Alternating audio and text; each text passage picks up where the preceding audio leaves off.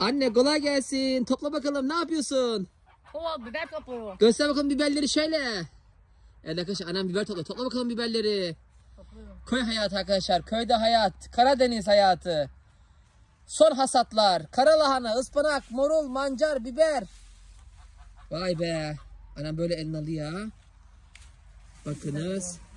Şöyle getiriyor. Şöyle dökeceğim. Seni dökeceğim mi? Temizliğini koyduk ya, neyse. Al bunu da dök anne. Al bakalım. Şöyle dök bakalım. Maşallah Sen maşallah. bir fazla gelmedi ki bu. Gelmez, Orada gerekiyoruz. da var. Şöyle gösterelim mi? Maşallah.